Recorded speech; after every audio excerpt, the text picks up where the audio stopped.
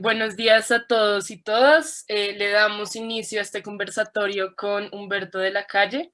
Mi nombre es Gabriela Morgan, tengo 18 años y soy vocera del movimiento La Revolución en Marcha, un movimiento que reúne a jóvenes de 14 a 20 años, activistas, que los une la causa de la lucha contra la indiferencia, que creemos que es la principal problemática en un país como el nuestro. Le queremos agradecer de corazón, Humberto, por hacer parte de este espacio. Lo admiramos mucho y creo que es un sentimiento colectivo y esperamos que este sea un espacio donde lo podamos conocer mejor como político, pero sobre todo como ser humano. Entonces vamos a darle introducción al conversatorio con un pequeño video que porfa ya lo pueden reproducir.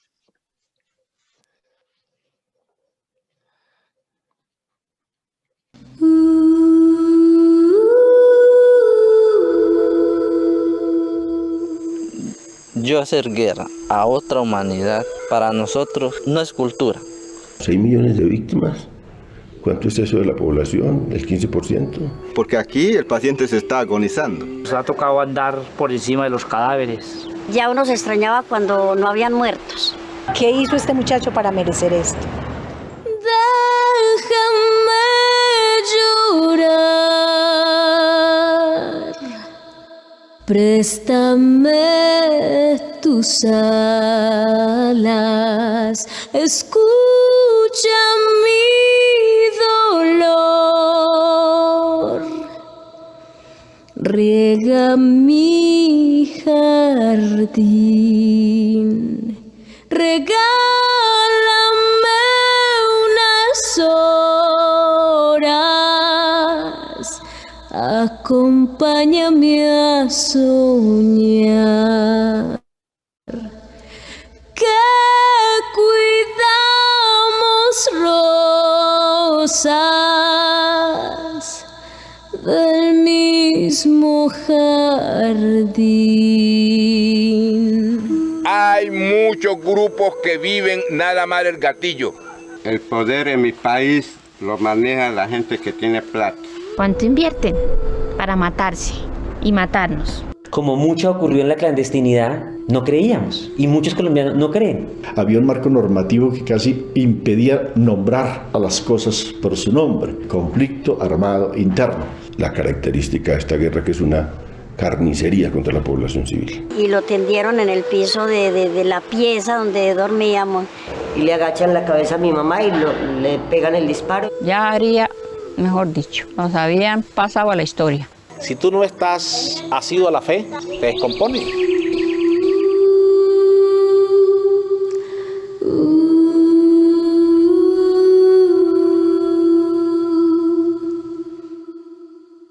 Bueno, este video de apertura es una pequeña muestra del documental No hubo tiempo para la tristeza del Centro Nacional de Memoria Histórica.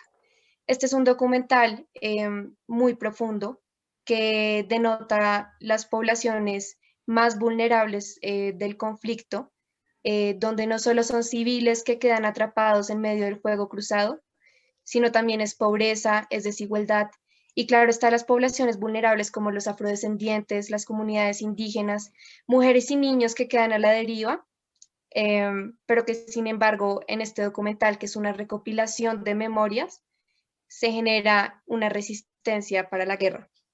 Y bueno, pues ya con esto presentamos al invitado del día de hoy, el doctor Humberto de la Calle Lombana, a quien admiramos por su legado y por su trabajo realizado en torno al conflicto.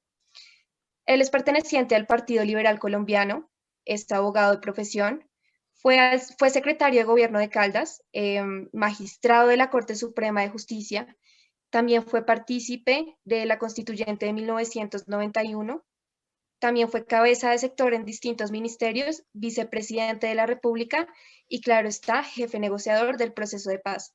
Entonces, doctor, muchas gracias por acompañarnos el día de hoy.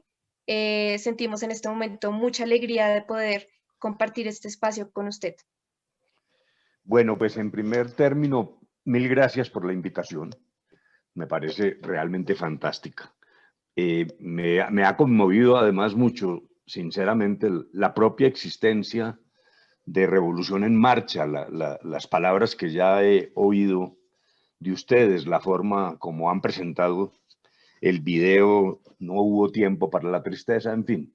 Yo creo que el marco en el que se va a devolver a desarrollar esta conversación, que espero que sea realmente una conversación tranquila, informal, sin problemas, pues esté ya con ese sello que acabo de ver y de percibir.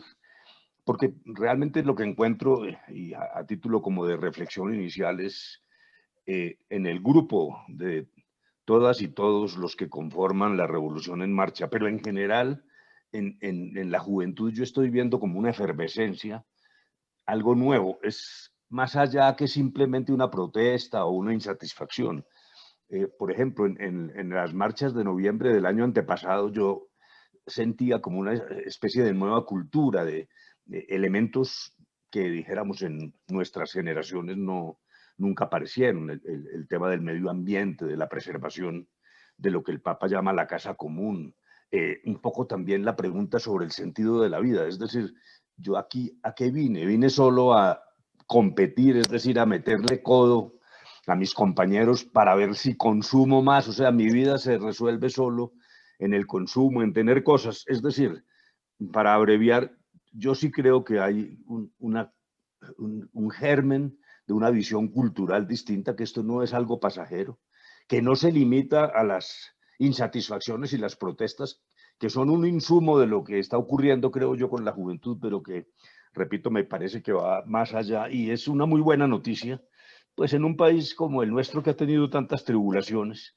y ahora estar metidos en esta autodestrucción permanente a través de redes sociales sin mayor raciocinio, a base de insultos, me parece que es muy vivificante oírlas a ustedes, oírlos también en un esfuerzo de mirar el mundo y la vida en una forma distinta, de tal manera que, en primer lugar, quisiera agradecer a Gabriela Mayorga, la vocera del grupo, gracias por su presentación, a Valentina, que es la persona con la que hicimos inicialmente contacto, a todos y todas las que están presentes en este momento y bueno, totalmente a la disposición de ustedes en lo que, insisto, quiero que sea simplemente una conversación de amigos. O sea que adelante y mil gracias de nuevo. Muchísimas gracias y pues bueno, para nosotros es muy gratificante recibir esas palabras de una persona que ha creado un puente entre la violencia y la paz. Entonces, bueno, comencemos ya con el conversatorio. Le otorgo la palabra a Laura Bedoya.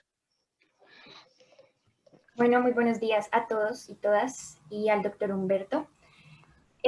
Bueno, lo que a mí me gustaría saber en particular es sobre sus orígenes, porque cuando leía sobre su historia y sobre usted me encontré con que es de donde son mi familia paterna de Manzanares Caldas. Entonces me parece eso muy interesante preguntarle que aunque yo sé que tuvo que huir a muy temprana edad de Manzanares a causa de la guerra y del conflicto, aún así compartimos como raíces caldenses. Incluso cuando hablaba con mi papá, él me contaba que usted nació al frente de la casa de mi bisabuela. Entonces, no sé, son recuerdos como que él me iba comentando y yo creo que coincidimos en que la gente de Caldas, no sé, es una gente muy amable, muy cordial, ¿sí? Por eso se caracteriza. Y como otro municipio y demás municipios del oriente de Caldas, pues Manzanares también fue un municipio afectado por las FARC y las autodefensas. Mi papá pues tiene pocos recuerdos también porque pues también estaba muy niño, pero él me comentaba que se cobraban esas famosas vacunas, que se adelantaban esas operaciones de limpieza social y que incluso habían zonas vedadas para las autoridades públicas. Entonces, nada, siendo conscientes de toda esta violencia que se vivió en estos territorios, a mí me gustaría preguntarle qué se siente o qué fue para Humberto de la Calle nacer en un territorio como Caldas que fue afectado por la guerra y de qué manera esto determinó, digamos, su rumbo profesional y a lo que hoy en día se dedica. Bueno, pues mil gracias, Laura, y además aprovecho para enviarle un saludo a tu padre.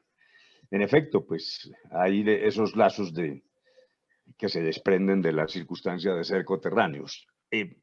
Los primeros elementos de esta historia por la que me pregunta Laura, en cuanto a mí personalmente, pues son producto de lo que luego supe por mis padres, mis tíos, en fin, porque como ya tú misma lo dijiste, pues en aquel entonces yo estaba muy pequeño, era un niño de meses, todo esto lo vine a saber después. En efecto, mi regreso a Manzanares ocurrió ya en la vida adulta. Yo de esta época solo tengo el primer recuerdo a base de la narrativa de los que me rodeaban. Mi familia en las dos vertientes, como todas las del país paisa, se fue moviendo hacia el sur, venían de Antioquia todos en ese proceso de colonización antioqueña. Mi madre nació en Abejorral, por el lado de mi padre todos venían de distintos municipios antioqueños. Incluso a Caldas la familia entra por dos regiones, por el norte, de tal manera que hay como una rama en Salamina, y por el oriente, y ahí es donde se asientan en Manzanares, como tú lo has dicho.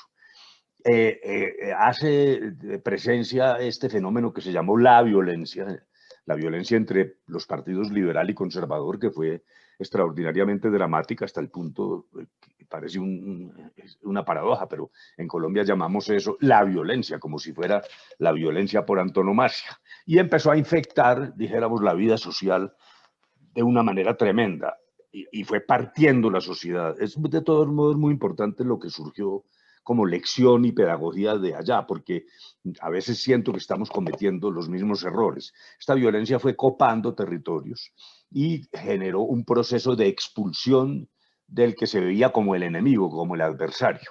Entonces, mi padre era una persona, miembro de una familia numerosa, había algunos políticos allí, etcétera. Él básicamente tenía una pequeña finca, un ciudadano común y corriente en un pueblo como Manzanares. A la familia le notifican que tenía que abandonar en 24 horas todas las posesiones, la vivienda misma y tendría que salir como desplazado. O sea, la figura del desplazado es la que se aplica a nosotros. Esa misma noche apedrearon la fachada de la casa y la familia tiene que salir toda. Entre otras cosas, allí hay una anécdota fantástica, porque el profesor, y digo él porque era pues un solo profesor, el profesor de Manzanares era un miembro del Partido Conservador, un joven en aquella época, que se llamó Luis Carlos Giraldo, y que se ofreció para acompañar a la familia en la salida de la pequeña carreterita que llevaba al punto que hoy se llama Petaqueros, en la vía Bogotá-Manizales. En ese trayecto, pues el riesgo de que la familia fuera atacada. Entonces este joven profesor sirvió como escudo, él acompañó hasta Petaqueros a la familia, incluso me dicen que a mí me llevaba cargado en una canasta, pero ¿para dónde voy? Lo que me parece realmente asombroso, casi de novela. Ese profesor después se convirtió en abogado destacado, fue mi profesor ya en la universidad de Derecho Penal, Luis Carlos Giraldo Marín, fue ministro de Justicia y una persona importante, dijéramos, no solo en la región, sino, repito, en cierto momento de la vida nacional. Entonces, fíjense, una cosa muy rara, porque en medio de tanta violencia había como pequeñas burbujas de humanidad y de solidaridad humana. Bueno, entonces, como casi siempre pasaba con los desplazados liberales de toda esa zona, el punto donde fuimos a parar fue Pereira. Y ahí había un líder político que ya no existe, Camilo Mejía Duque, era, dijéramos, un miembro del Partido Liberal que se dedicó a recibir a los desplazados, a ayudarles en los primeros acomodamientos tan difíciles, de tal manera que mi familia estuvo un breve tiempo en Pereira. Allí mi padre consiguió empleo, mi madre era educadora, obtuvo su grado en lo que se llamaba la normal departamental, y después entonces viene el desplazamiento a Manizales. Luego yo alcanzo el uso de razón en Manizales. Algunos dicen que no lo he alcanzado nunca, pero bueno, eso realmente sería otra discusión. Pero cuando dijéramos mis primeras memorias, sobre Pereira y por allá, una cosa brumosa, pero en un barrio que se llama Campo Hermoso, un barrio de esos que construía el Instituto de Crédito Territorial, clase media. Mis padres trabajaban ambos, entre otras cosas eso es importante, porque yo siempre vi a mi madre trabajando, que era la única en el barrio que trabajaba, las demás eran señoras de hogar, eso todo tiene sus simbolismos y caracteriza la vida de uno. Allí ya entonces empiezo mis estudios y la situación frente a lo que me preguntas de la violencia es la siguiente. Ese pequeño Manizales y más nuestro barrio era como un remanso de paz. O sea que a nosotros nos llegaba la brutalidad de la violencia, pero más por los medios, por lo que veíamos en los periódicos y por las historias terribles de asesinatos. Recuerdo, por ejemplo, que un destacado músico que era director del Conservatorio de Bellas Artes de la universidad, en letras lo paró una cuadrilla y le preguntó, cuando le apuntaron con el arma, dijo, no me hagan nada, yo soy el director del conservatorio. Entonces el delincuente entendió conservador, y lo mataron inmediatamente ahí, delante de todo el mundo. O sea, en ese espacio vivíamos, en ese espacio mediático, pero quiero ser muy riguroso, dijéramos, ese pequeño Manizales se mantuvo relativamente en paz, rodeado de violencia. ¿Yo qué conclusión saco para hoy? Que me parece que es muy importante. Esto se alimentaba, los insultos de los jefes políticos, por eso para hoy es muy importante, me parece. Luego se convertían en asesinatos en la lejanía, en las provincias. Yo recuerdo de un jefe de un partido que dijo, no se puede saludar a los que usen corbata roja, por el supuesto de que el que tuviera corbata roja era miembro del Partido Liberal. Entonces, lo que dijo en Bogotá fue, no se puede saludar, pero lo que pasó en Viterbo, en Anserma, en lo que hoy es el Quindío, es que mataban a los liberales. Dijéramos que cuando germina la violencia, los violentos tienden a interpretar los insultos como una especie de autorización tácita para proceder de manera violenta. Esa es, dijéramos, la lección para hoy, la principal lección que yo derivé de eso, fuera de ver, obviamente, la brutalidad humana, porque las escenas eran absolutamente macabras, incluso aún más macabras de lo que luego vivimos en esta otra forma de violencia guerrillera. Pero lo que saco como conclusión, repito, es el cuidado con las palabras. Insultar con la idea de que son insultos puramente políticos, eso es muy peligroso porque la gente siente como una especie de autorización. Es más que autorización, dicen, no, bueno, si mi jefe en Bogotá maltrata e insulta a los antagonistas, es como si tácitamente me estuviera pidiendo que yo actuara violentamente aquí contra ese enemigo.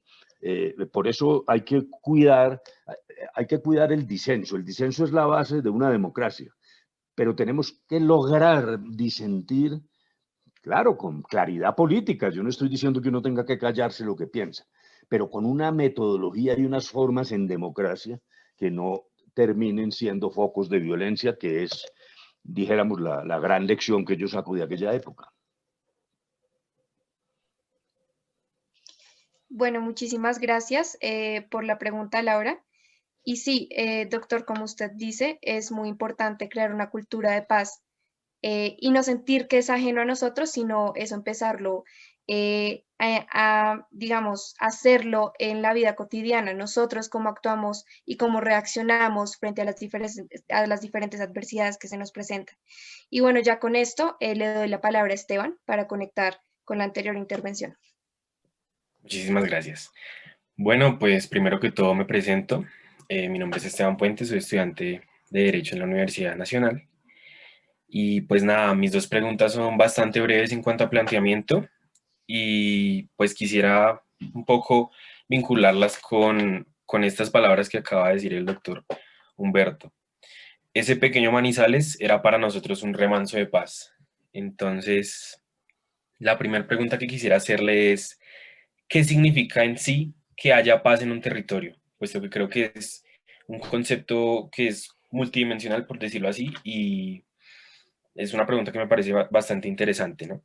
Y por otra parte quisiera preguntarle por qué para Colombia ha sido tan difícil llegar pues a conseguir la paz, ya que incluso usted nos acaba de mencionar que hemos caído en los mismos errores que caímos en el pasado.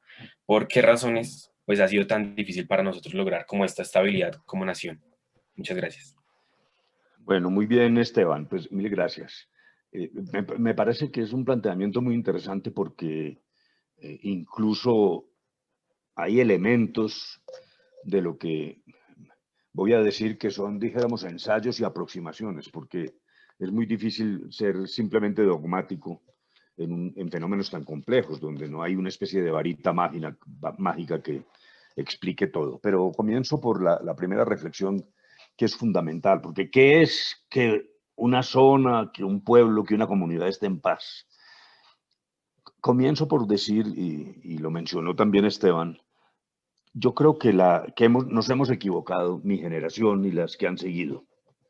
Y yo sí creo que una de las cosas que deberíamos hacer todos un día de estos es un perdón colectivo para reafirmar un propósito nacional de poder discutir nuestras diferencias sin acudir a la violencia. Digo perdón colectivo y me estoy refiriendo a lo que pudiéramos llamar el establecimiento, pero también a la guerrilla. Porque al cabo de los tiempos, ya dijéramos en la situación de mi vida, me pregunto para ambos bandos, ¿cuál ha sido el resultado de una confrontación que deja 8 millones de víctimas? Y lo que yo veo es tristeza y frustración.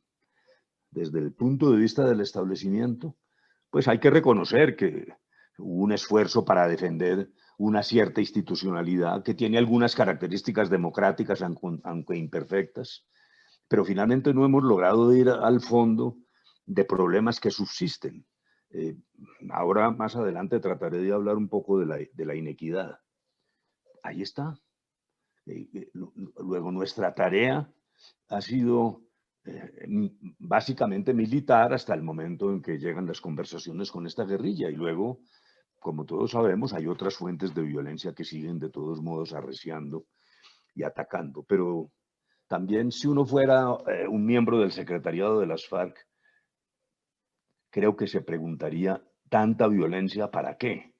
Porque tampoco las FARC logró, no digamos un triunfo, tomar el poder por las armas, que era a partir de la 7ª conferencia del propósito de las FARC. Allí toma la denominación EP, Ejército del Pueblo, que es cuando ya toma la decisión creyendo que tenía suficiente músculo para tomarse el poder. No solo me refiero a que no lo logran, sino pues que lo que queda es un rosario de tristezas y de tragedias.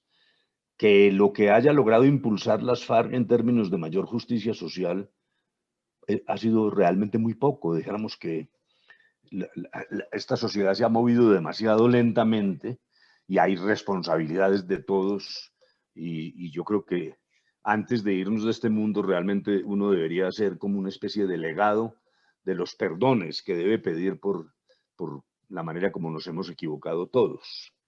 Esta reflexión conduce a un elemento un poco más conceptual, que es el siguiente, y que se relaciona con la segunda pregunta, es decir, ¿cuáles son las causas? Hay, dijéramos, dos visiones que han coexistido y que son contradictorias, cuando me parece que hay matices intermedios. Hay una visión más acentuada, dijéramos, en las visiones alternativas, en la izquierda, por decirlo así, y es la violencia exclusivamente ha sido resultado de causas objetivas.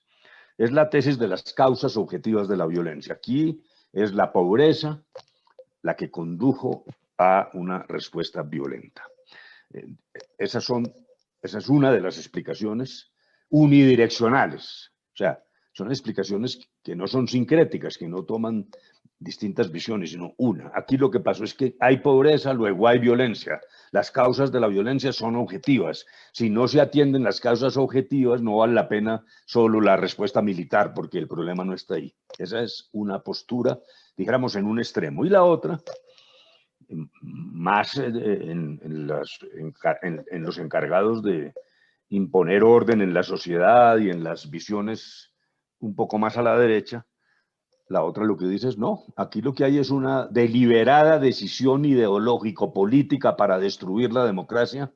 Es un problema organizacional, las causas no son objetivas, las causas son subjetivas, entendiendo por subjetivo que decisiones políticas deliberadas, conscientes, producto del libre albedrío, sencillamente para implantar, en el caso concreto, un régimen de corte marxista-leninista en un territorio geoestratégicamente importante por su posición en el continente americano, su cercanía con los Estados Unidos, y todo esto ocurre en el marco de la Guerra Fría. O sea que este es un abordaje comunista, pues para decirlo en los términos más bruscos, puramente deliberado y no tiene ninguna otra causa. Yo creo que ninguna de las dos es correcta. La teoría de causas objetivas tiene serias debilidades, porque solo por el efecto comparación uno encuentra, no solo en comparación internacional, países muy pobres que no han tenido este fenómeno, y a veces al revés, como que mientras más pobres, más alejados de la violencia, y también zonas en Colombia. En el mismo Colombia hemos tenido zonas extraordinariamente pobres, absolutamente pacíficas.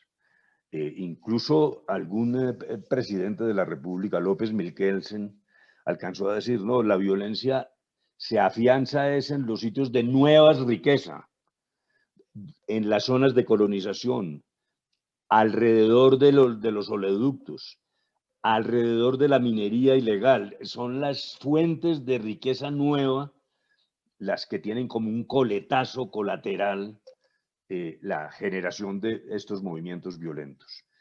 Entonces dijéramos que la sola visión de causas objetivas sí me parece que tiene falencias empíricas, porque esto es simplemente constatación en el territorio.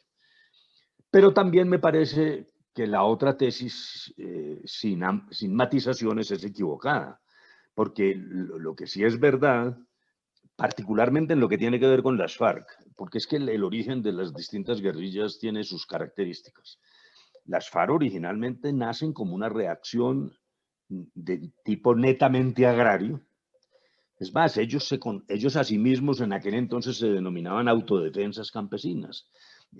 Fueron unas zonas de colonización en el sur del país, en Tolima y Huila, comunidades que querían tener unas mejores condiciones de explotación de sus territorios. Y entonces inicialmente incluso lo que reclamaban, yo siempre me pregunto, este tipo de preguntas es un poco tonta, ¿qué hubiera pasado si tal cosa? Pues, ¿qué hubiera pasado si Stalin no hubiera ingresado a la Segunda Guerra Mundial? Esas preguntas son un poco tontas porque pues no pasó, entonces uno no puede evaluar eso. Pero yo viendo los reclamos de lo que luego fue FARC, hoy parecerían hasta sencillos. Eran problemas muy típicos de unos campesinos pues que necesitaban unas ciertas condiciones de acceso a la tierra, de apoyo para sus cultivos, de vías de comunicación. Hay por ahí en algún lado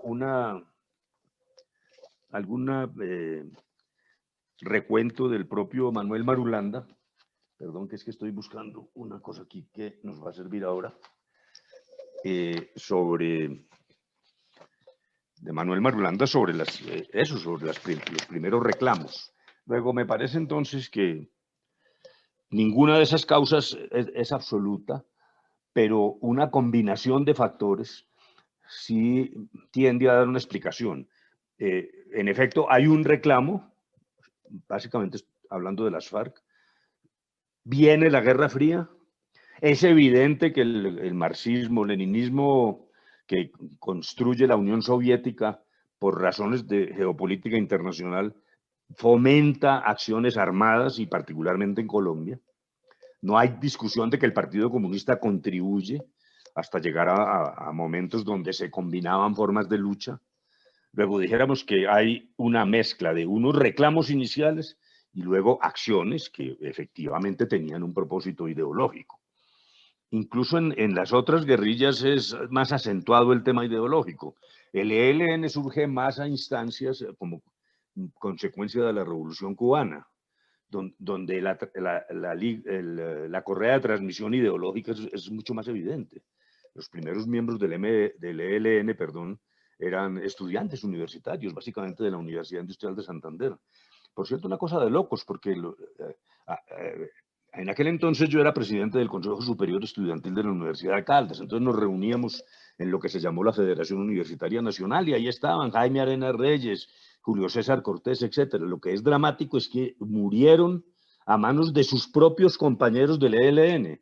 El ELN terminó ejecutando a aquellos jóvenes que eran jóvenes ilusos y con un sentimiento arraigado en la lucha, en las armas, pero sin duda con una orientación política. Eso no se puede discutir.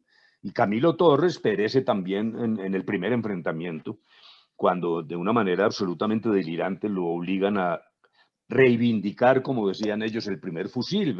Un cura que venía de Lovaina, que va a ser capaz de quitarle un fusil a un soldado, hombre, es que es una irresponsabilidad.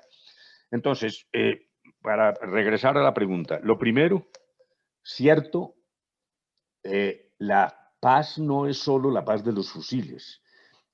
Sí hay unos elementos adicionales de política social, de implantación de un régimen mucho más igualitario, con más oportunidades. O sea que dijéramos que es un marco mucho más amplio, donde hay que combinar pues unas acciones de defensa institucional que dijéramos son legítimas, pero con una capacidad de incidir realmente en los temas de igualdad, y equidad y distribución de la riqueza. Ahora, ¿de dónde proviene la dificultad? Esa es una pregunta clave. Es difícil de contestar, repito, de manera dogmática, porque tuvimos guerrilla en muchos lugares de Latinoamérica, muy brevemente.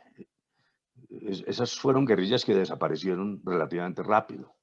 Y queda como guerrilla supérstite en cierto momento la colombiana, con las FARC, ahora en las condiciones del acuerdo, y con el ELN y una fracción del EPL. Joaquín Villalobos, que fue guerrillero en El Salvador y que fue parte del grupo que nos asesoró cuando estábamos en La Habana, me decía, algo tiene que pasar en Colombia, responsabilidad de sus élites, porque un fenómeno guerrillero que aparece no es insólito.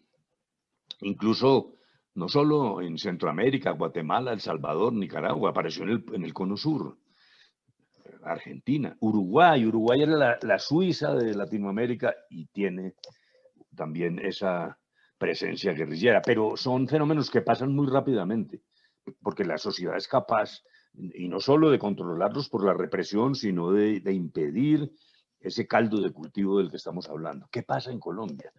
Yo creo que en primer lugar sí ha habido, en mi modesta opinión, omisiones graves de esta élite. Por ejemplo, el tema de la reforma rural. Colombia lleva más de siglo y medio alrededor de una reforma rural. Ya en 1917 hay unas primeras leyes rurales sobre acceso al campo, para no hablar de la famosa Ley 200 del 36, por cierto, expedida por López Pumarejo en lo que se llamó la Revolución en Marcha. O sea que dijéramos, esto tiene mucho que ver con ustedes.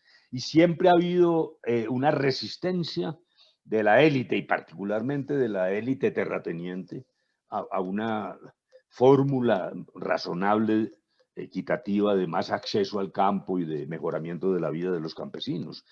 Entonces, un elemento es, sin duda, un cierre en los temas sensibles socialmente y que mantiene entonces unas formas de exclusión, incluso en la cuestión agraria. Yo a veces me llaman la atención si me estoy demorando mucho, pero es que el tema es apasionante. Lo que pasaba en la cuestión agraria es que la fórmula a mediados del siglo XX es cerrar las zonas de explotación relativamente moderna, o sea, la zona andina, y enviar los excedentes de mano de obra campesina a lo que se llamó la colonización, ¿Qué era lo que les decía? No vayan a tumbar monte. Tumbar monte además fue el daño ecológico brutal, que todavía estamos pagando las consecuencias.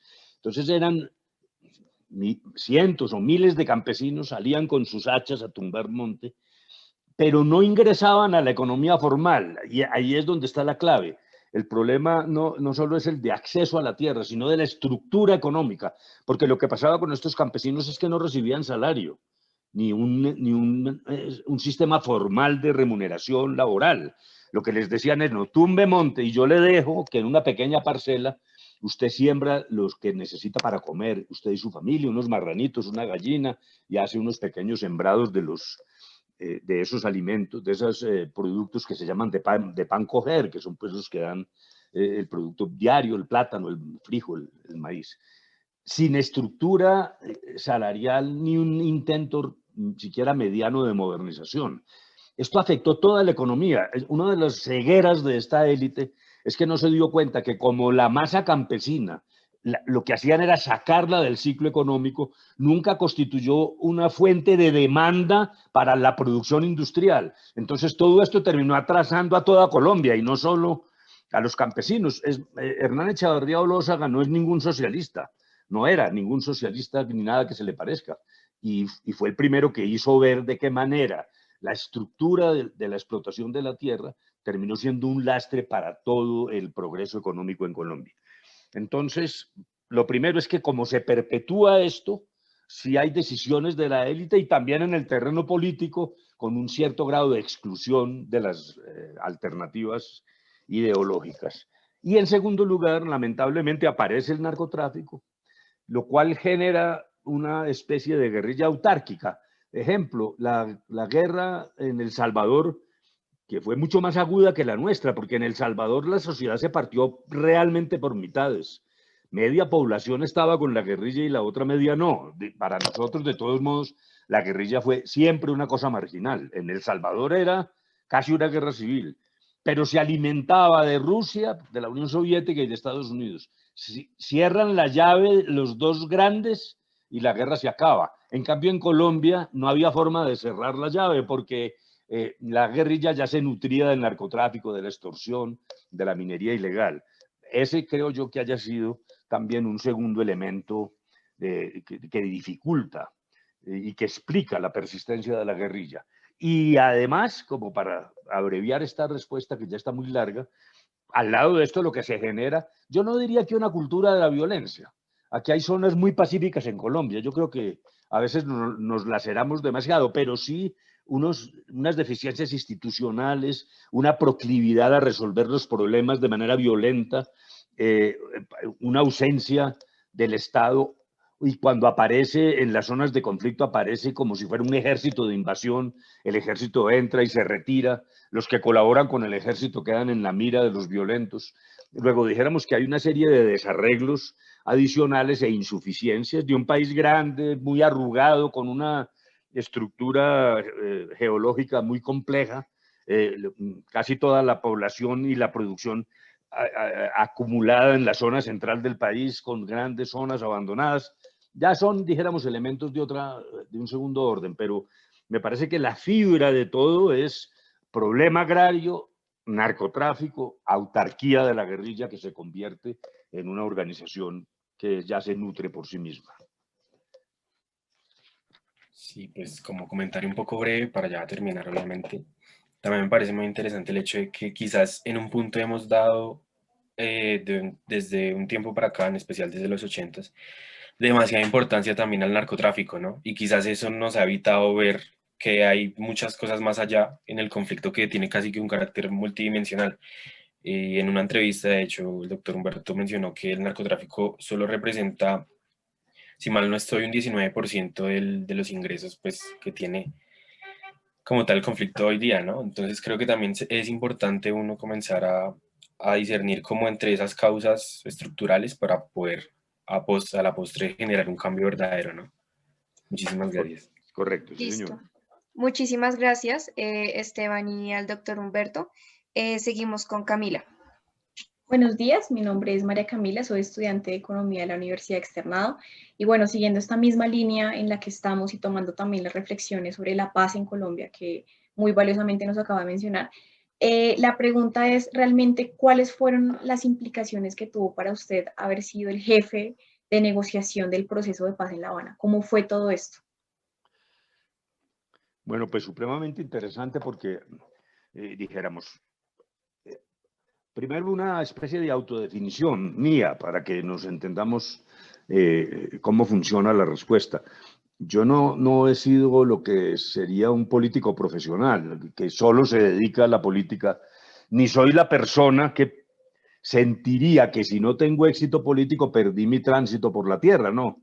Yo tengo distintas almas, es decir, dijéramos que me muevo en el ejercicio político de cuando en cuando, pero también en la cátedra universitaria, en el periodismo, pues como columnista, en la literatura. Y eso hace que esta vida pública haya sido a retazos y a pedazos, entrando y saliendo y estando inactivo durante largos tiempos. Eso lo digo porque cuando me llama el presidente Santos a presidir la delegación del gobierno, primero para mí fue una enorme sorpresa. Yo realmente no me pasó siquiera por la mente eso. Pero en segundo lugar, era un momento en el que yo estaba totalmente inactivo en cualquier actividad pública. Estaba completamente dedicado a mi oficina profesional y a servir como profesor en algunas universidades.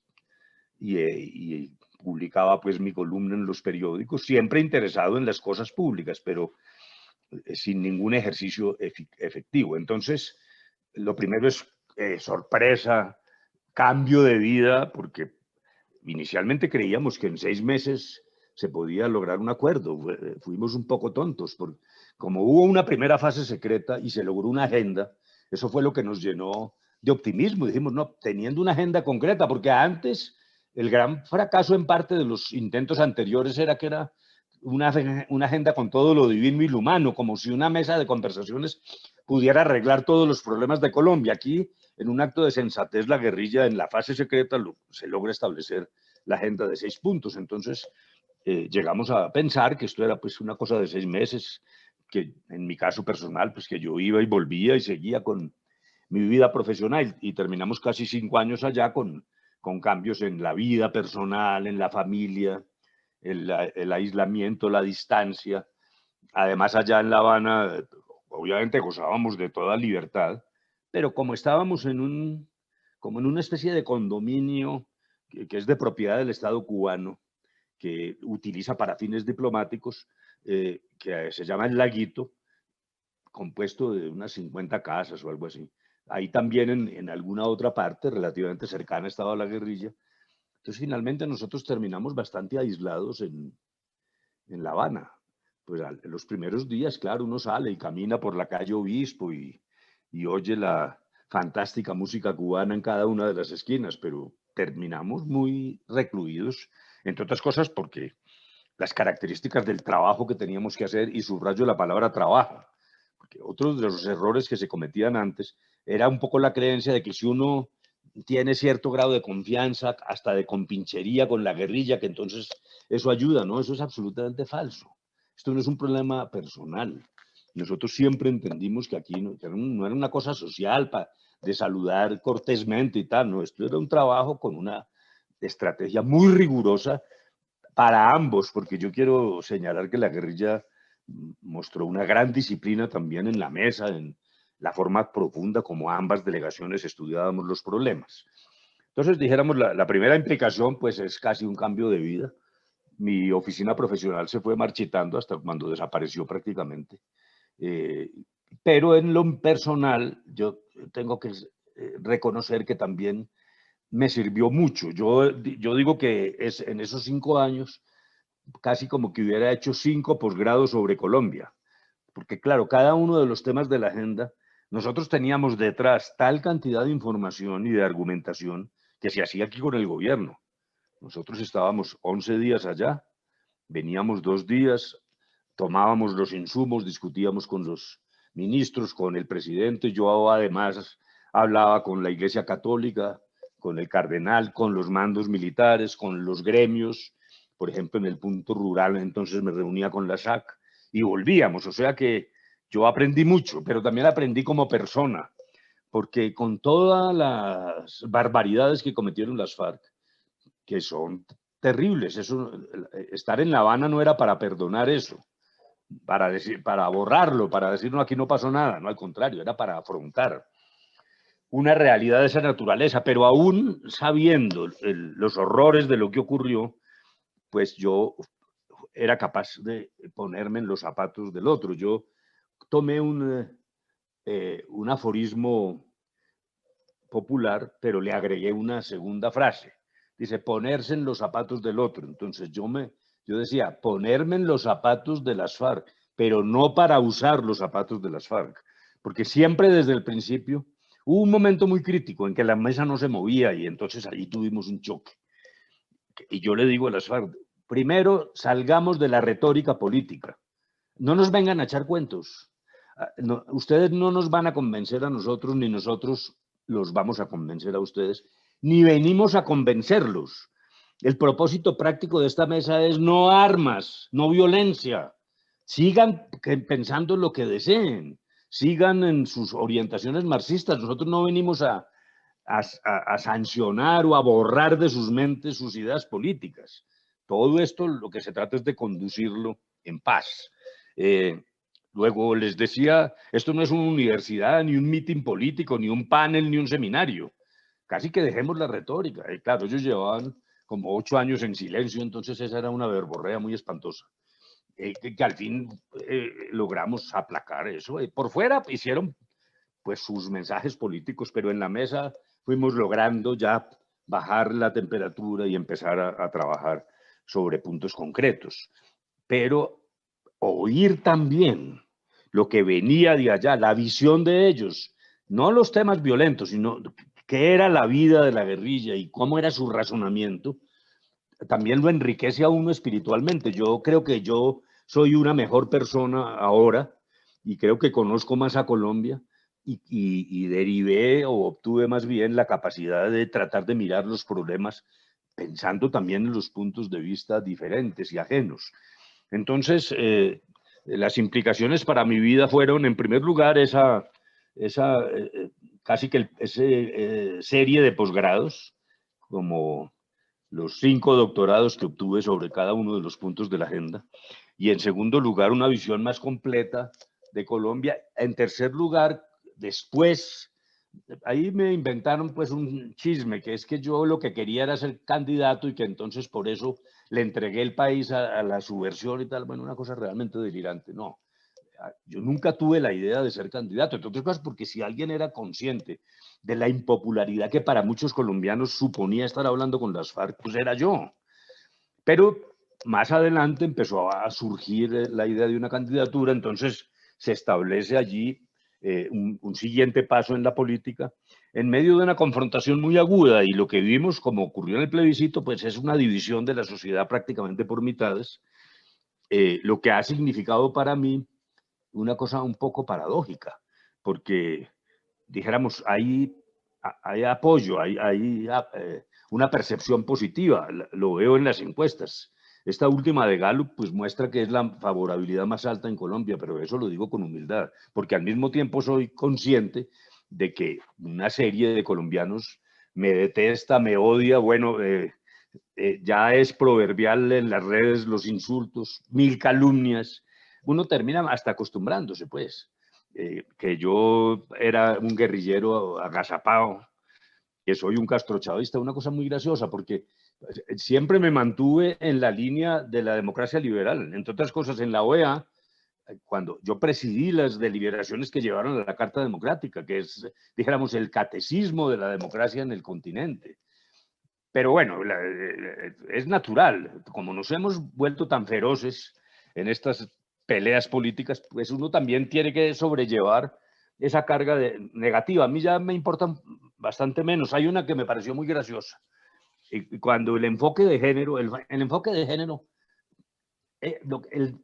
la peor mentira, en mi opinión, a futuro y culturalmente más grave de quienes se opusieron fue decir que el enfoque de género lo que buscaba era destruir la familia y perturbar pues las relaciones entre los distintos géneros, etcétera. Nada, el enfoque de género parte de una evidencia, la mujer ha sido mucho más victimizada. Y también hay comunidades de identidades sexuales distintas altamente victimizadas.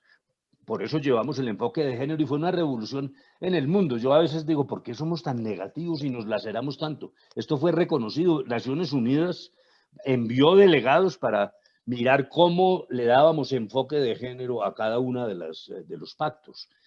Pero entonces aquí se inventaron esa tesis de manera muy maliciosa, algunos extremistas, de que no, que eso era para acabar con la familia. Y uno de los videos que terminé dándome risa, decía que yo era el promotor del rayo homosexualizador. Hágame el favor, ¿de qué estamos hablando? El rayo homosexualizador, bueno. Entonces, pero claro, yo ya estoy acostumbrado, entonces, pues yo no es que vaya tampoco a decir que uno se pone feliz porque lo insulten, en cuanto a veces agradece ciertos insultos, ¿no? Porque también muestra el pensamiento del otro, pero en términos entonces, para abreviar, de implicaciones en la vida, pues yo creo que sí cambió mi vida muy radicalmente. Y además, ya a estas alturas de lo que he vivido me dio como una nueva fibra y me generó una causa, que es la de la paz, que para mí es indeleble. Yo, como les dije, entraba y salía de las actividades políticas, aun cuando he tenido siempre orientación política, claro está. Pero ahora he encontrado algo que veo fervientemente, que me compromete espiritualmente, y ese es el mejor legado y resultado de lo que pasó en La Habana a nivel personal, es haber encontrado, como cuando Saulo de Tarso, que luego se llamó San Pablo, iba camino a Damasco y se cae del caballo, y entonces hay una epifanía. Entonces a mí me pasó que vi una Colombia que realmente no había visto antes y que entonces me ha apasionado y que me sigue apasionando. Doctor, y aprovechando pues que usted tocó el tema de las elecciones, pues yo sí quisiera hablar un poco de la polarización, ese fenómeno pues que en Colombia ha sido de carácter histórico y que indiscutiblemente es un factor que no nos ha dejado crear capital social y construir país. Entonces, pues el punto no es que no haya divergencia de pensamiento, el punto es que no hay un razonamiento político y nos dejamos guiar de un extremo al otro, de la derecha a la izquierda. Y pues ya sabiendo esto, me gustaría preguntarle, ¿cómo fue para usted entrar, digamos que en ese mundo salvaje de la política, en esas competencias tan reñidas que tratan de desprestigiarse el uno al otro en las elecciones presidenciales del 2018? Pues sí, me parece muy interesante y la forma como planteas la pregunta es totalmente correcta, porque no es que una sociedad tenga que ser homogénea, no es que la única respuesta a los problemas sea el consenso, incluso al revés, lo que alimenta la democracia es el disenso, es el consenso para disentir, mejor dicho.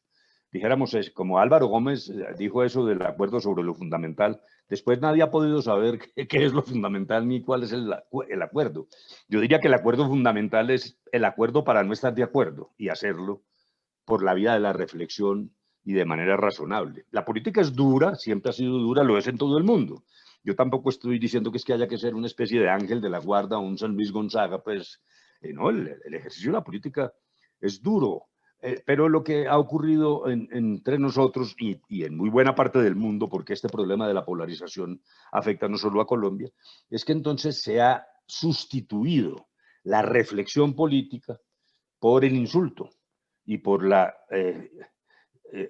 fuente de la política actual bebe más en la emoción que en la razón. ¿Qué quiero decir con esto? Entonces se dice el marxismo, bueno. Cuando yo era estudiante había una clase que se llamaba apologética, que era la defensa de la religión. Y entonces decía, los grandes enemigos de la religión católica son la masonería y el comunismo. Entonces uno de niño era como los masones, y que eso después se fue diluyendo. Y los comunistas eran como unos demonios azufrados. Entonces ahí empieza a gestarse paso a paso esa idea de que no había que razonar, sino odiar.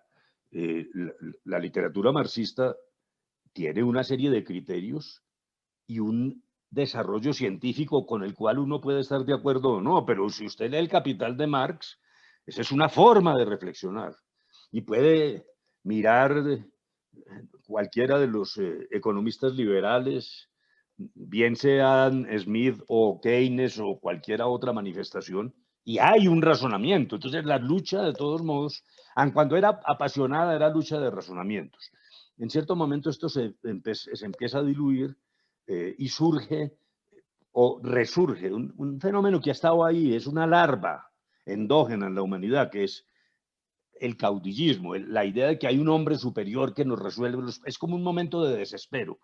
Y hoy lo que estamos viendo en todo el mundo, o en casi todo el mundo, pues son unos brotes de caudillismo. Bueno, acaba de pasar lo que pasó en Estados Unidos. Si ustedes miran el mapa de Europa, los movimientos de extrema derecha o están gobernando o están creciendo. Luego, que esto se ha ido yendo y canalizando por una búsqueda exclusivamente de lo emotivo y del miedo. Es una mezcla de te vendo miedo y te doy la emoción de que soy tu redentor. Y la política sí se degrada totalmente. Las redes sociales tienen una ventaja, que es que han democratizado la información. O sea, una persona puede montar su tweet y no tiene que ir a pedirle al director del Tiempo que si le da una columnita.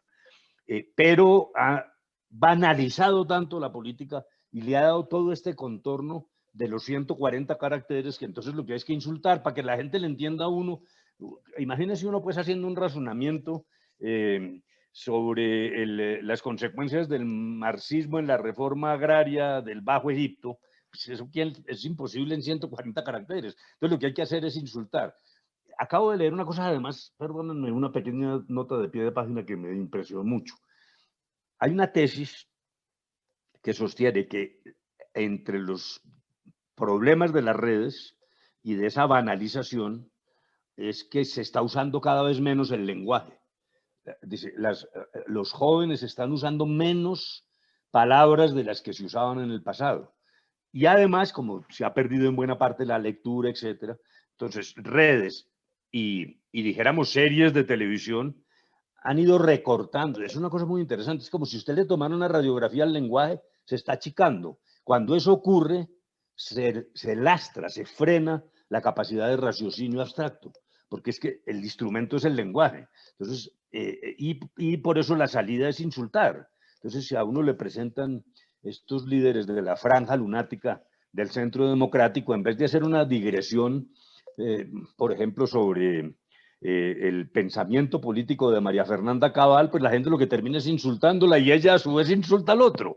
Entonces yo sí creo que ese entorno es el que ha contribuido también a la polarización, a generar el miedo. El miedo siempre ha estado en el origen de la política. ¿Quién fue el primer político? Supongamos que estábamos en el hombre de Neandertal. Entonces hay un tipo que es más alto y más fuerte que otros, y entonces un día dice, oí un ruido, aquí viene el enemigo. Entonces, primero, el enemigo, el miedo, nos va a pasar algo. Y segundo, yo soy más fuerte. Y tercero, tengo esta piedra, un hacha, y entonces yo me subo en los hombros de ustedes y yo soy el que los va a sacar adelante. Eso se llama política. Y en el fondo, lo que ha ocurrido es que la humanidad ha luchado para racionalizar eso y nos estamos devolviendo de la racionalización. El siglo de las luces está terminando y estamos entrando en una fase muy irracional, donde juega además un gran papel la capacidad punitiva del Estado, el castigar. Entonces, el delincuente da miedo y frente al miedo se ha convertido el populismo punitivo, que es quién es más guapo para atacar más duro a los delincuentes y ganar con eso apoyo. Entonces surgen todas estas ideas de cadena perpetua, de cuando en cuando pena de muerte, en fin, que es una forma de alimentar esa política polarizada que tenemos que intentar superar. No va a ser fácil, no para el consenso, porque el consenso es la peor fórmula.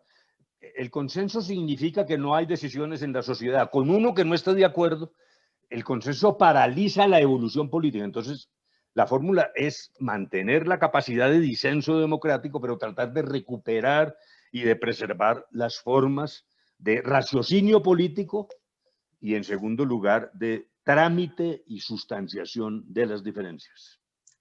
Claro que sí, muchísimas gracias. Y me parece muy interesante eso, como de la involución del lenguaje que han tenido las nuevas generaciones, como si solo nos expresáramos con emoticones, pues. Sí, exacto. Bueno, claro, y pues claro. bueno, ahora le otorgo la palabra a Luis Caviativa. Vale. Bueno, buenos días. Soy Luis Carlos Caviativa. Soy miembro del Cabildo Indígena de Suba.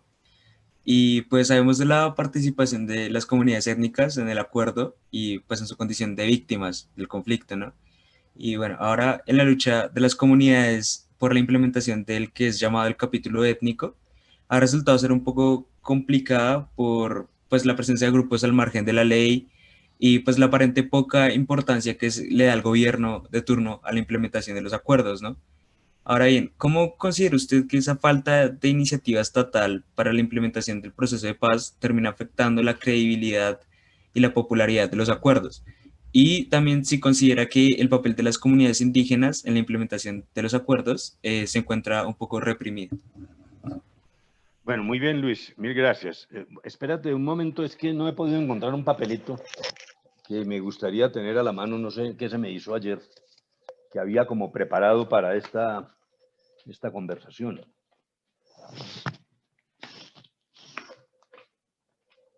Así, aquí. Bueno, entonces, lo primero, dijéramos, un pequeño paso atrás histórico para que nos empecemos a entender y mirar toda esta perspectiva étnica como en un panorama más amplio. La primera ley de indígenas de Colombia es de 1885 o 87, alrededor de la Constitución del 86. 1800, no 1900, 1800. La fecha exacta pues no la recuerdo, pero por ahí está. El primer artículo decía, el objeto de esta ley es reducir los salvajes a la civilización. Entonces, mire la carga conceptual que hay ahí. Esa ley, por lo tanto, se basa en una visión europeocéntrica. O sea, la civilización nos llega de Europa. Aquí se expresa en los nacidos en Europa, en particular en las distintas zonas de España, o los criollos descendientes de españoles, que son los que llevan a cabo la tarea de poblamiento, en unos momentos conviviendo con las comunidades indígenas, en otros luchando y guerreando. Dijéramos, eso es lo que sabemos, y no es que sea nuevo. Lo que quiero señalar es cómo el concepto en el que arrancamos en el 1880 y algo es los indígenas son salvajes, que hay que reducir a la civilización, lo cual quiere decir que la civilización somos nosotros. Y además de salvajes, en algunas versiones más agresivas, no tenían alma, los indígenas no tenían alma. Recuerden cómo hasta Fray Bartolomé de las Casas, etcétera, lo que empieza es a decir, no, por lo menos reconozcamos que son seres humanos. Y entonces la ley lo que dice, bueno, lo son, pero hay que reducirlos a la civilización. Y esto se prolonga en el tiempo hasta el punto de que, como suele suceder desde el punto de vista sociológico, cuando no se reconoce esas identidades se van diluyendo. Entonces, Colombia empieza a pensar que realmente no hay indígenas. Y la preservación de las culturas indígenas, algunos la detectan, pero como una especie de cosa exótica, ¿no? Hay dijéramos, unas comunidades, pero en la sociedad propiamente, la autodefinición indígena va desapareciendo. En la constituyente del 91 surge una voz indígena por primera vez en un órgano de representación de manera formal. Entonces vienen delegados indígenas y yo tengo clarísimo el recuerdo de las primeras iniciativas de los indígenas. Uno de los presidentes de la constituyente, que eran 3, uno a veces piensa que es que ustedes se saben eso, pero no tienen por qué sabérselo porque ni siquiera estaban vivos algunos. Uno de los presidentes de la constituyente dice, indígenas. No, pero si es que en Colombia no hay indígenas. Esto que estoy contando es absolutamente verídico. A mí me tocó como ministro de gobierno armar un grupo de antropólogos.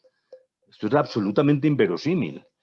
Que si vinieron con mapas, con testimonios, con investigación a mostrarle a un presidente que sí había indígenas y que estaban las comunidades, etc.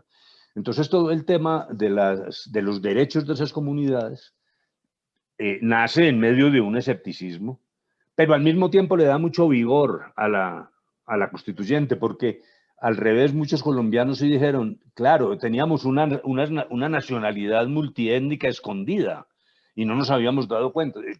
Por eso yo digo que los elementos principales de la Constitución del 91 y más eficaces muchos son de orden espiritual. Yo creo que la sociedad sí cambió y se encontró que era distinta de lo que pensaba. Antes del año 1991 pensábamos que esta era una sociedad blanca, manejada por hombres, todos ellos católicos, todos heterosexuales, todos viviendo en parejas unívocas. En fin, la irrupción del 91 hay etnias, hay fenómenos que son entre sociales y económicos, por ejemplo, los territorios afro de explotación colectiva, que existían, pero no los queríamos ver. Luego se abre toda la gama de las identidades sexuales, las manifestaciones del género. La ruptura del 91 es una ruptura que tiene elementos prácticos, concretos, pero también espirituales, de cómo se reencontró esa sociedad. Entonces allí empieza el camino de los derechos étnicos, con grandes deficiencias, como lo dice Luis. Yo sí creo que ese es un tema en el que sí ha progresado, pero todavía hay, dijéramos, atrasos, dificultades, y particularmente esto se desenvuelve en un mar de inequidad que afecta a muchos colombianos, pero que también se concentra mucho y de manera muy gravosa en las comunidades étnicas. Vamos a mirar, dijéramos, un marco general y luego concentrarnos en este tema para efectos de responder la pregunta. A mí lo que vive Colombia me parece que es un problema ético y no solo político. Me parece que las condiciones de inequidad son tales que deberían ser un llamado a una ética de la sociedad. Me parece que la ética la hemos desenvuelto en los criterios, muchos ligados a la religión católica, sobre el pecado, pero no nos estamos dando cuenta de qué manera todos somos culpables de una situación de indignidad humana muy grande. La pobreza había venido bajando en Colombia, pero con la pandemia, claro, hay un fenómeno natural, está llegando al 60% de pobres. Miren esto, una canasta familiar cuesta 4.2 salarios mínimos por hogar. No hay, encontrar un hogar en el que los 4 miembros de ese hogar trabajen no es fácil. Generalmente trabaja 1 o 2.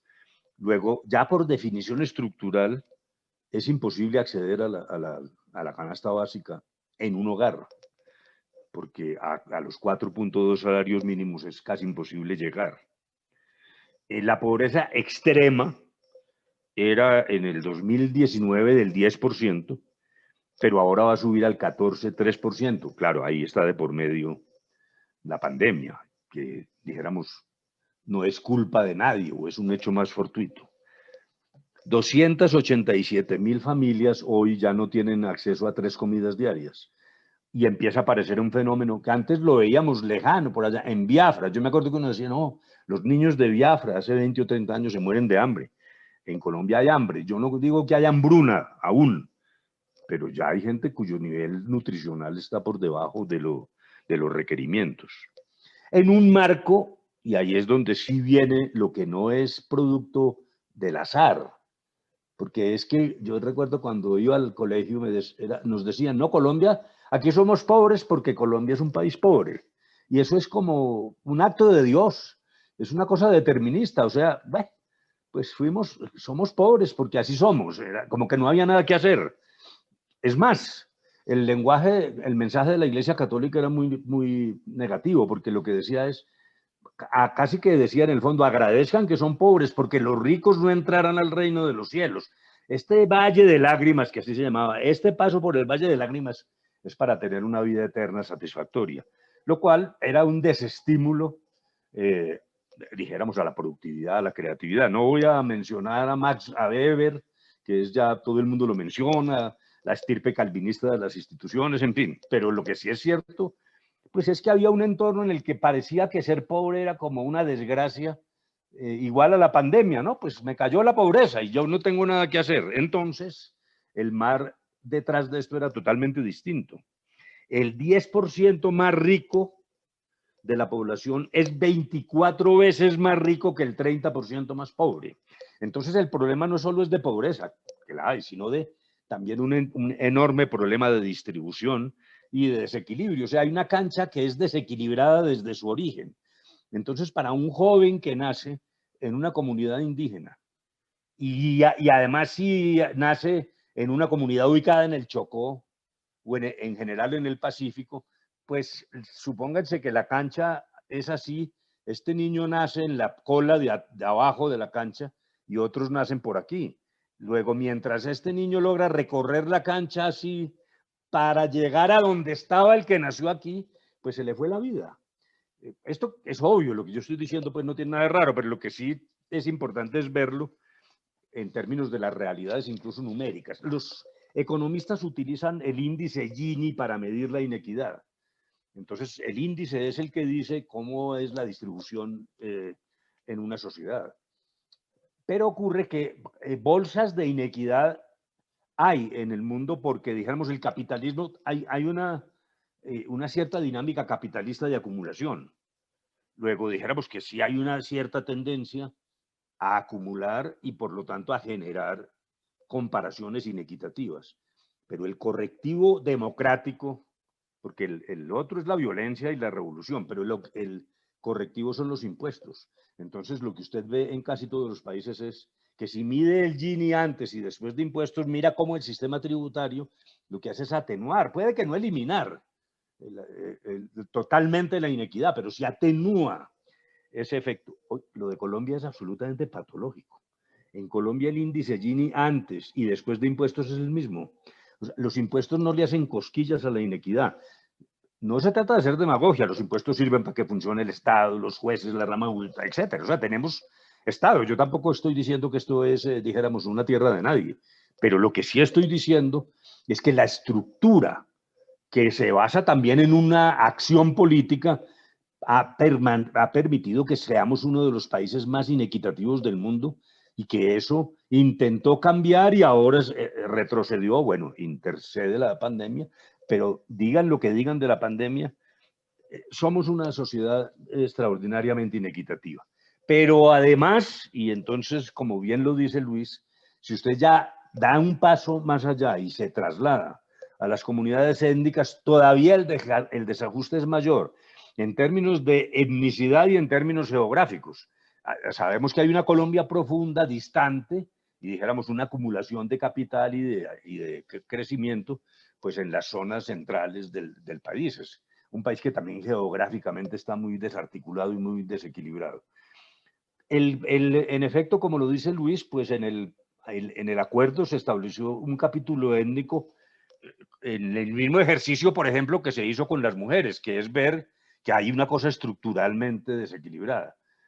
Pero el resultado, yo estoy de acuerdo con Luis en que es modesto. Yo no quiero caer aquí en la diatriba. Yo creo que el gobierno ha hecho unos esfuerzos de los planes de desarrollo con enfoque territorial, etcétera. Hay, sin embargo, discrepancias en las cifras. Por ejemplo, el gobierno dice que han ingresado 1 millón de hectáreas al fondo de tierra, sí es cierto, pero la Procuraduría en un informe de hace 8 días dice, sí, pero de ese millón no se sabe cuáles son realmente adjudicables, porque muchas están invadidas, muchas no son utilizables, cuántas pertenecen a zonas de reserva que no pueden hacer parte de una reforma rural.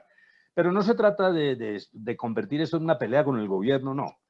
Hay un desarrollo que sabíamos que no iba a ser fácil. Y por eso incluso inicialmente hablamos de 10 años de posconflicto y hubo que mover a 15 porque la economía se marchitó un poco en Colombia. Pero lo que sí es verdad, sin ningún ánimo pendenciero ni polémico, es que no solo esto va lento, sino que se agudiza la lentitud en la condición de comunidades étnicas, que en particular en lo que tiene que ver con los indígenas y con las comunidades afro, especialmente en la zona del Océano Pacífico. Yo creo que eso exige, dijéramos, un cambio de verdad en el que haya que, yo lo que digo es que hay que poner patas arriba la priorización. Cuando estaba de candidato yo decía primero los pobres, entonces la gente decía, ah, no, pues eso es pura demagogia, los políticos no hacen ni echar carretas, ¿no? Eso de la pobreza lo usan es para conseguir votos. Pues yo lo que quise decir es, cuando uno hace el presupuesto, empieza con unas prioridades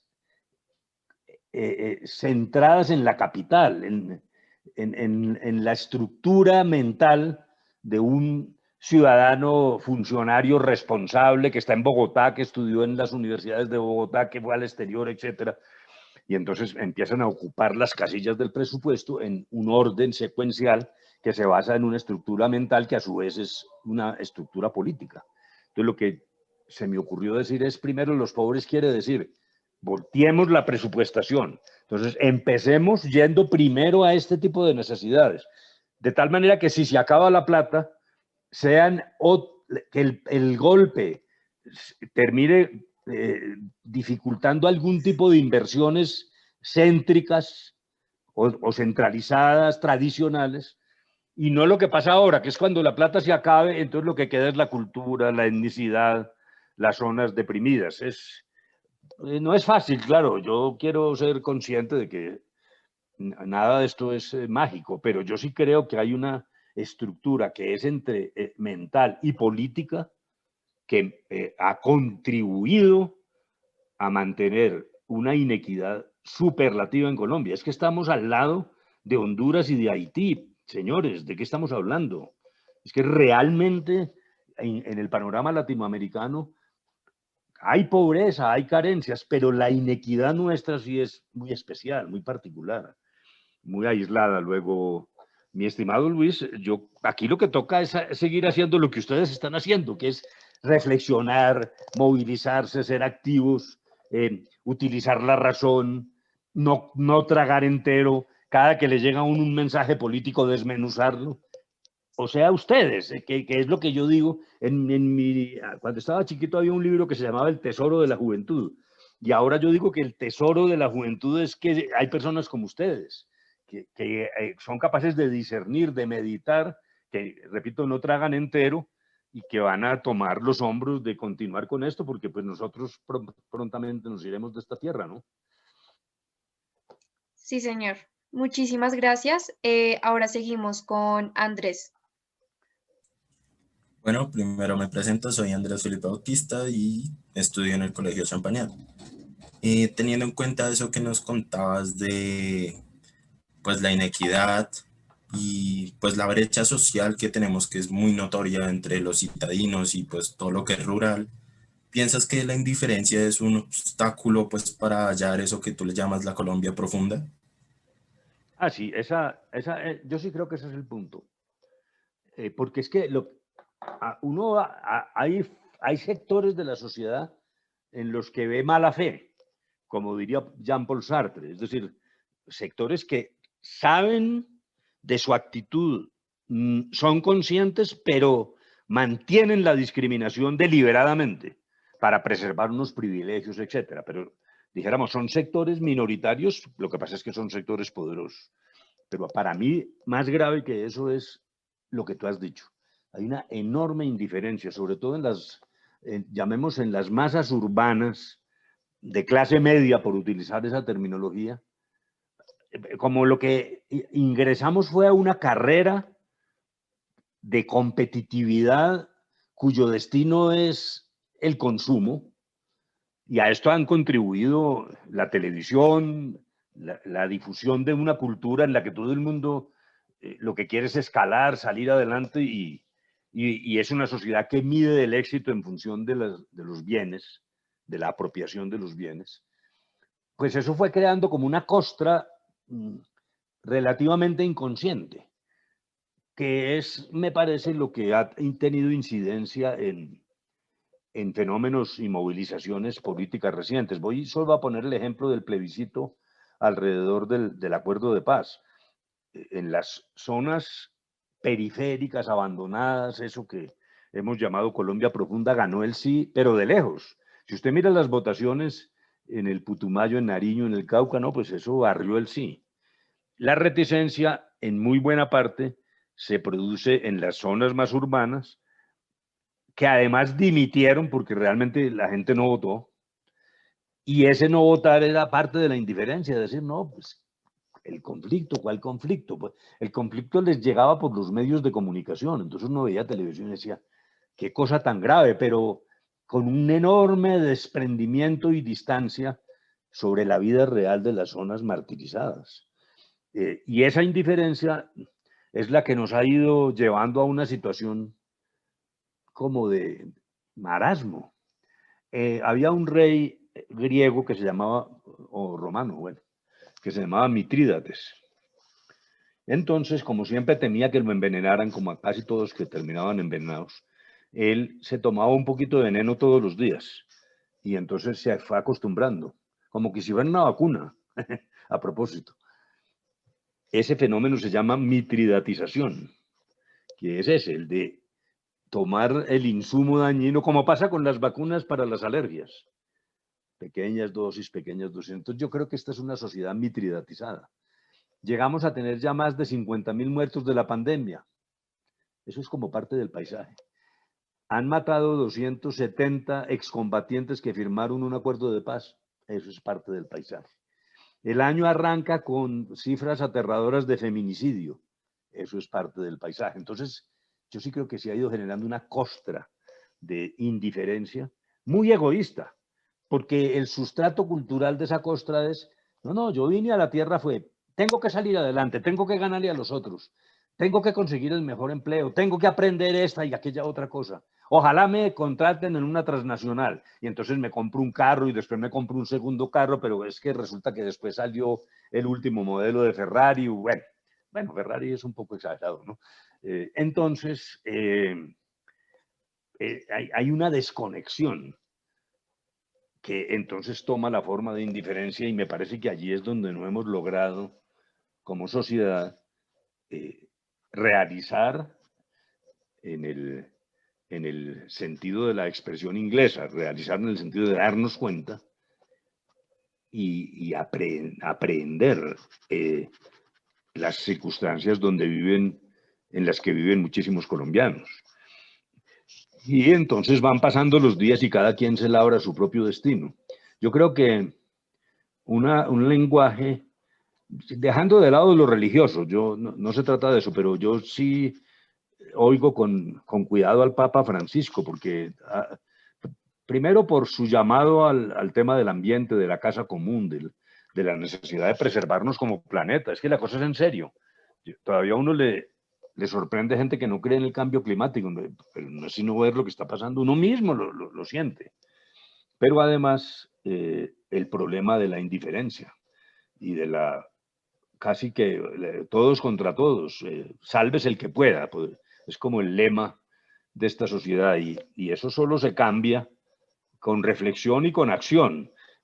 Y aquí sí quiero volver a insistir en esta tarea que ustedes han emprendido de la revolución en marcha. Es que si ustedes, que son el tesoro de la juventud, no toman un camino distinto, que sea reflexivo, que también tenga un acento espiritual, un poco lo que fulguró en el año 68, como esa revolución cultural del 68 que después se apagó, sin necesidad de acudir a los extremos de lo que pasó con las manifestaciones anárquicas del 68. Ustedes sí tienen como un punto de mira para ver si esta sociedad se vuelve más consciente de necesidades sobre solidaridad y entendimiento del papel de la raza humana, entre otras cosas porque el cambio profundo es que la idea del iluminismo tipo siglo XVIII era el hombre rey de la creación.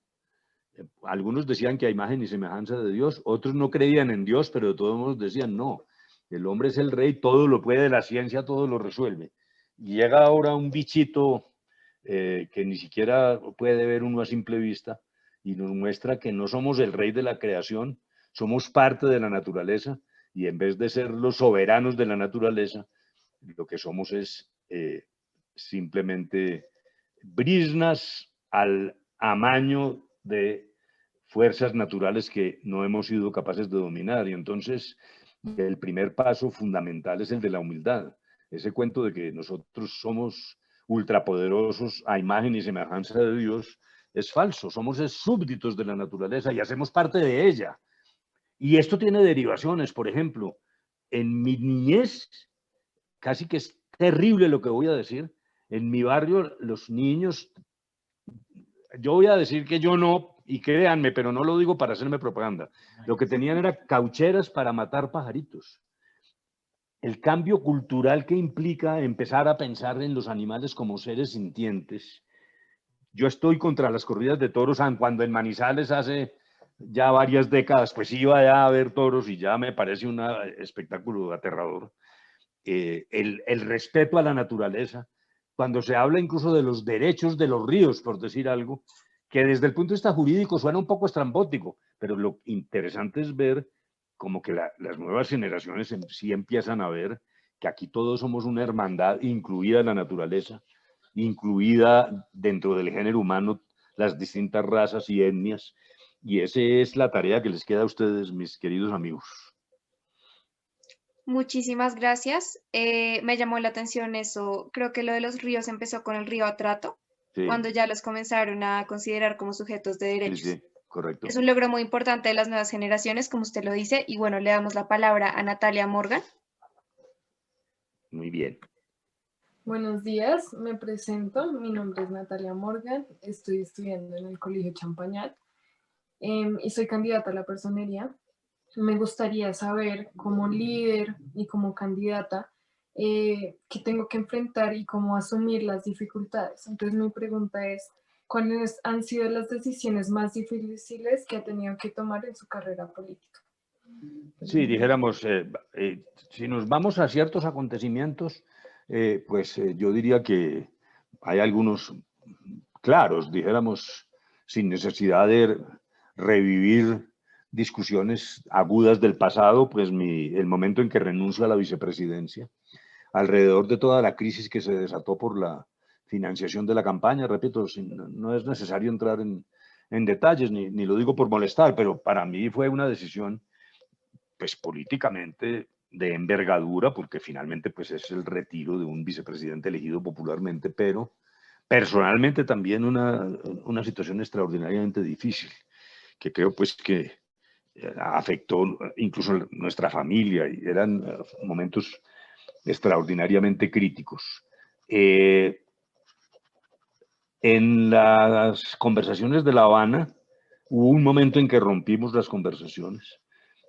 Esto tal vez ya lo conté alguna vez, pero para quienes no lo hayan oído, estábamos discutiendo sobre el narcotráfico y la incidencia del narcotráfico en el conflicto. Entonces, la postura de nosotros como gobierno era exigir que las FARC debían manifestar que rompían todo vínculo con el narcotráfico y entrarían a cooperar con el Estado en la solución del problema mundial de las drogas. Las FARC se negaron inicialmente, no hubo forma de convencerlos, la situación estuvo muy agria. Faltaban 8 días para la primera vuelta electoral. Entonces, yo le dije a las FARC, mire, esta sí es la sin salida. Obviamente llamé al presidente y le dije, presidente, esto no se mueve y sin esa declaración nosotros no podemos firmar un acuerdo. Es decir, firmar un acuerdo haciéndose el loco con el tema del narcotráfico, pues eso es inviable. Faltando, repito, 8 días, el presidente aceptó la invitación que le hicimos de decir, rompamos. Entonces yo regresé a la mesa de conversaciones y se rompió. Una cosa graciosa y anecdótica es que uno puede romper como bluff, como en el póker, ¿no? Como a ver qué hace el otro y tal, pero como nosotros teníamos que llamar a pedir el avión militar, que era el que nos transportaba, entonces como llamamos a pedir el avión y todo eso terminaba en los chismes habiéndose, las FARC vieron que esta vez sí era en serio y que realmente nos íbamos. Entonces, más tarde, aparecieron los países garantes insistiéndonos en que hiciéramos un último esfuerzo y finalmente esa redacción que acabo de mencionar que me la sé casi de memoria, fue la que salió adelante. Y es uno de los compromisos de las FARC. Claro, estamos en la fase de que hay que cumplir, algunos dudan, tenemos todavía controversias, pero en el plano del acuerdo, esa fue una decisión muy difícil porque, repito, significó realmente, fue el único momento en que de verdad rompimos. Antes había escaramuzas y distanciamientos, silencios, había momentos en que las FARC no aparecían a la mesa, en fin, eso es normal, pero este sí fue un rompimiento. Y eso me trae a la mente el otro momento crítico que yo creí que iba a ser el fin de las conversaciones también, es cuando vino ese extraño secuestro del general Alzate, que lo secuestraron por allá en el Pacífico, en condiciones en que él iba sin escolta. Nunca realmente quedó muy claro eso. Pero secuestrar a un general, por la experiencia previa, pues ya estábamos advertidos de que los secuestros de las FARC eran de 10 o 12 años. Luego yo ahí dije, no, pues ¿cómo va a discutir uno con una guerrilla que tiene un general y que lo va a tener seguramente 10 años secuestrado?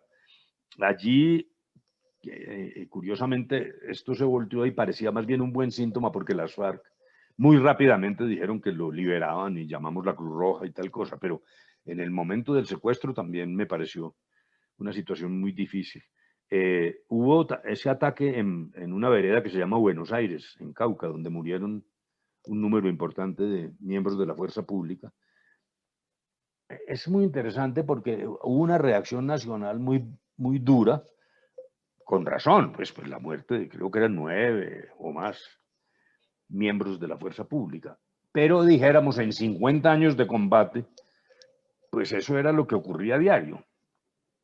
Yo he hecho el siguiente análisis. ¿Por qué en este momento la reacción fue tan aguda que prácticamente casi destruye la mesa? Porque ya se había abierto una esperanza.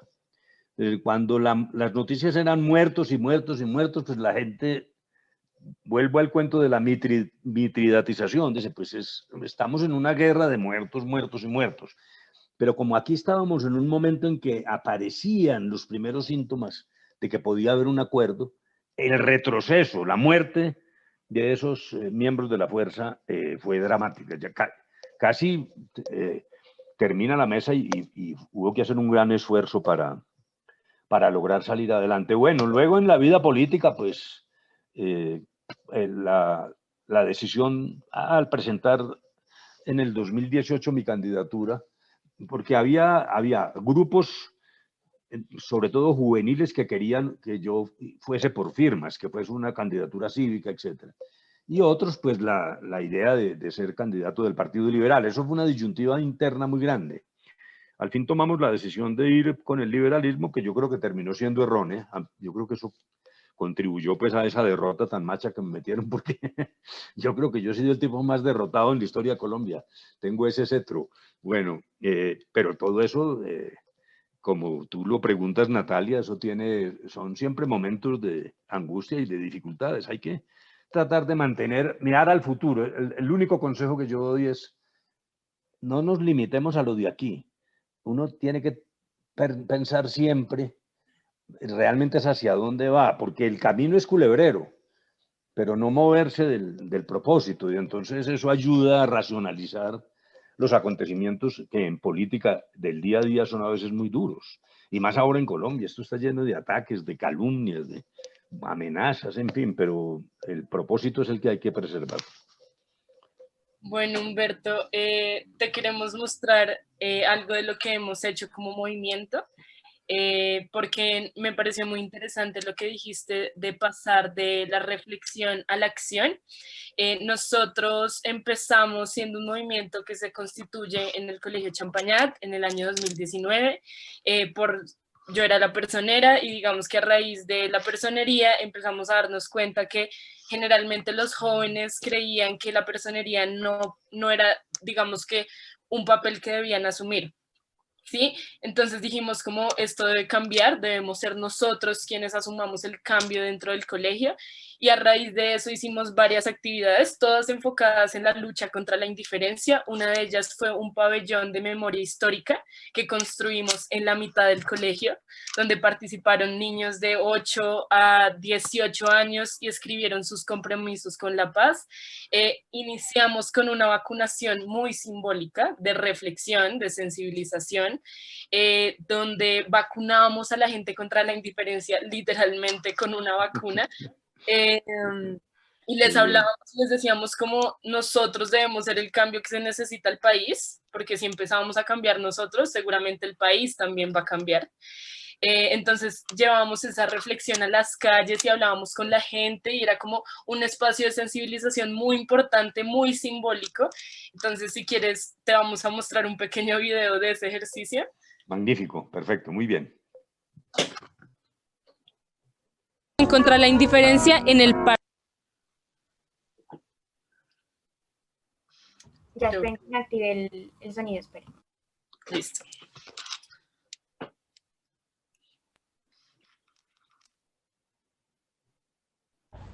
Hoy estamos en la tercera jornada de vacunación contra la indiferencia en el Paraguay. Esperamos escuchar a muchos ciudadanos y hacerlos caer en cuenta de que el cambio podemos ser nosotros.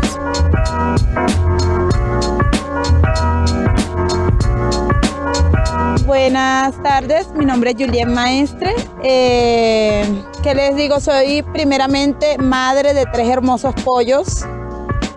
Aparte de eso, tengo una fundación, Sembradores de Luz y Recolectores de Esperanza, que trabajamos contra la violencia sexual en mujeres, niñas y hombres. Y en estos momentos acabo de integrarme al movimiento de Madres Gestoras de Paz.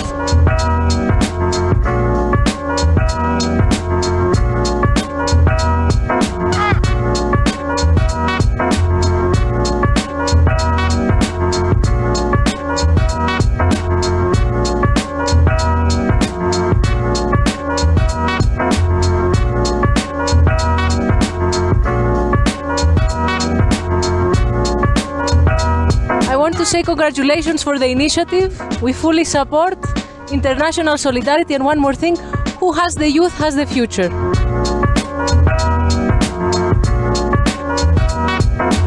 Yo creo que este es el gran mal de este país, la indiferencia.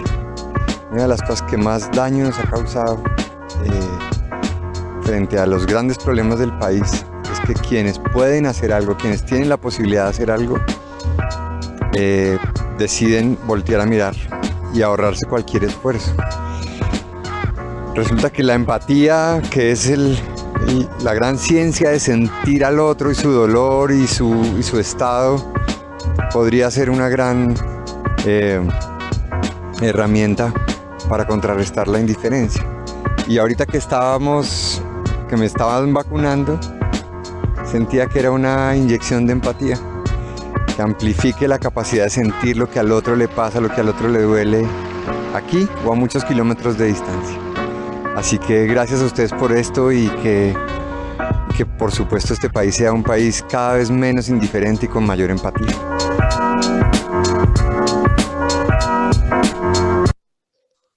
Entonces, ese fue uno de los ejercicios que vinimos haciendo antes de pandemia, como de reflexión, de sensibilización.